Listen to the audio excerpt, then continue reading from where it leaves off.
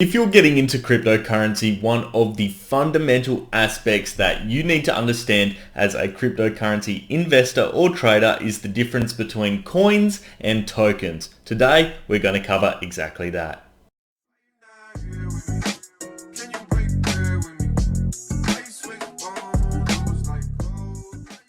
How's it going, guys? Ryan here and welcome back to another cryptocurrency video, and today we're talking about all things coins and tokens.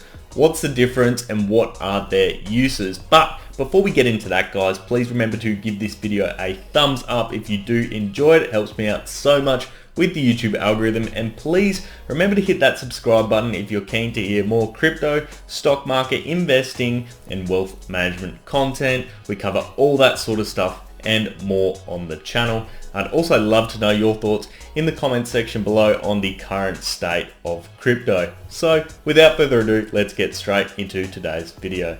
First, when it comes to understanding crypto coins versus crypto tokens, the first key aspect to know is they are different things. Now, you'll probably get a bit confused if you've done some reading online or you're relatively new to cryptocurrency, because more often than not, you'll see people use the term coins and tokens interchangeably. But in fact, when we're talking about coins and when we're talking about tokens, they're actually quite distinct different things. So in today's video, I'm going to first cover what is a coin, how does it work, and then I'm also going to cover what a token is and how does it work. Then you'll be able to see the clear differences between the two and not get confused when people are referring to tokens as coins, for instance, or coins as tokens for whatever reason. It's quite simple, but you just need to understand the basics in order to improve your knowledge. So let's look at coins. What is a coin? Well, effectively the most basic definition of a coin is an asset that is native to its own blockchain. So common examples would include Bitcoin, and Bitcoin's native to the Bitcoin blockchain. Other examples would be Litecoin. Litecoin's native to the Litecoin blockchain. Another example would be Ether. Ether is native to the Ethereum blockchain. These are just very basic and some of the most common examples of actual coins themselves. And understandably, you probably realize what a coin actually is in the first place. And this is typically what your layman or your average person has heard about when they're talking about cryptocurrencies and they're talking about the actual coins themselves. And the key factor, as I mentioned there, is to understand that a coin is native to its own blockchain. It's also worth noting as well, when we're talking about coins, we're not talking about literal physical gold coins or anything like that.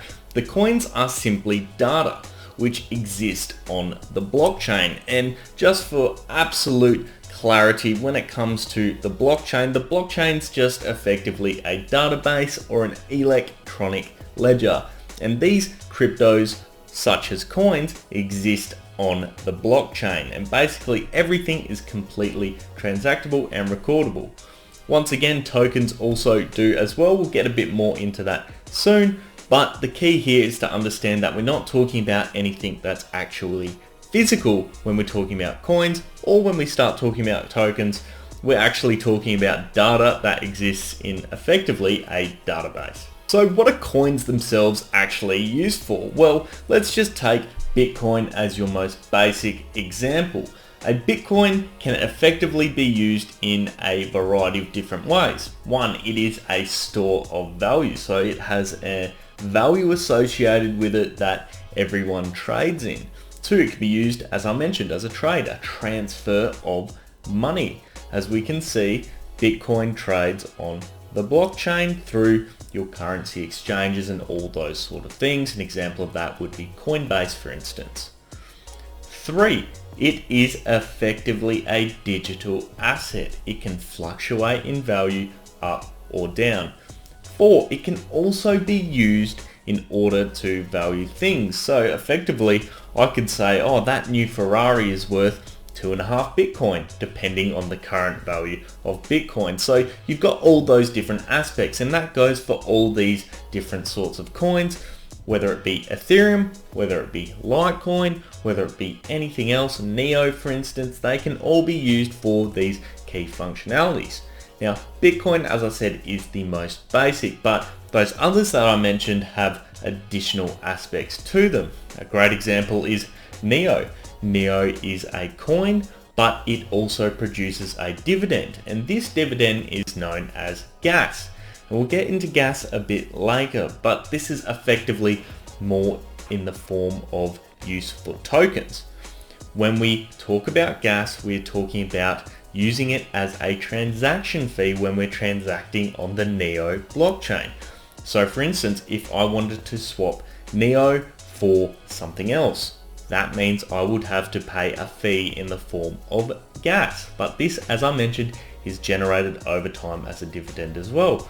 When we get into tokens, any of the tokens that exist on the Neo blockchain require payment in gas as a transaction fee associated with it.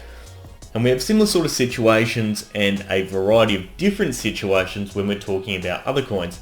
Ethereum, for instance, uses Ether. Perfect example right there. And there's plenty of other examples that we can get into, but the video would just be way too long. So let's move on to tokens and see what they're all about. So what is a token?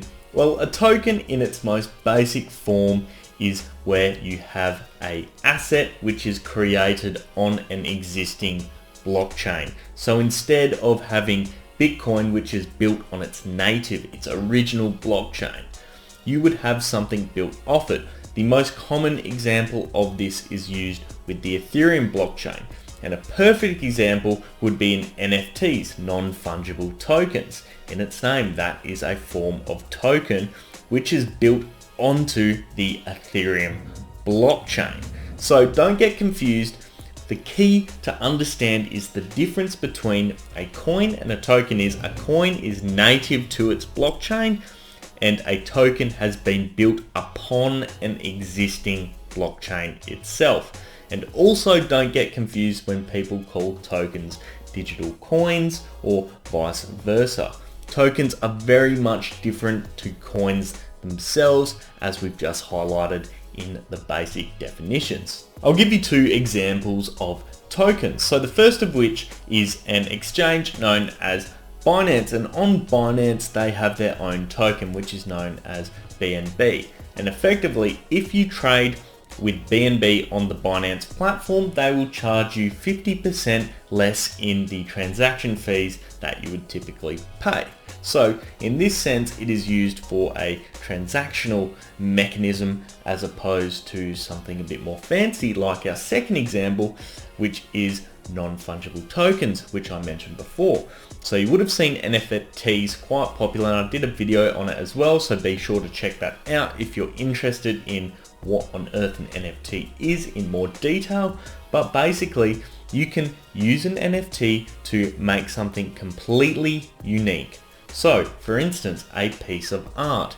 You can make an NFT using a piece of art, and basically you can say this is the original piece of art and there is no disputing that this is the original piece. You could not make a replica and then potentially mislead someone.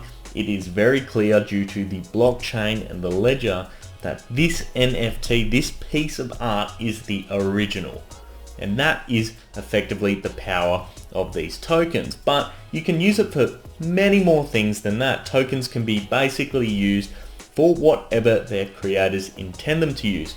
But obviously, the different blockchains and different platforms allow their creators in order to develop them in completely different ways for completely different uses depending on what they want to do with them. With that being said, it's actually not that hard and only requires quite a small amount of experience in IT and programming, that sort of stuff, in order to make these tokens themselves. So obviously, if you're not too tech savvy, you wouldn't get into it, but if you have some smarts, some programming skills, it's actually quite easy to actually build your own token on an existing blockchain. And due to the fact that there are so many different kinds of tokens, there are effectively 4 key classes which are quite obvious. The first is security tokens. So effectively these are treated like securities. So someone would receive one of these tokens and expect something out of a company. The second is an equity token, where an individual literally takes a stake in a company, or effectively a portion of ownership.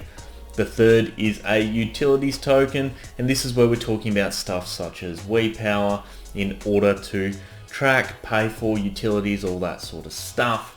And the fourth is a literal payment token, so it's used as a form of payment. So when we're talking transaction fees and that sort of thing, BNB on Binance, that is where we're talking about payment tokens. Once you understand the basics between tokens and coins, it's really quite simple to understand and get your head around.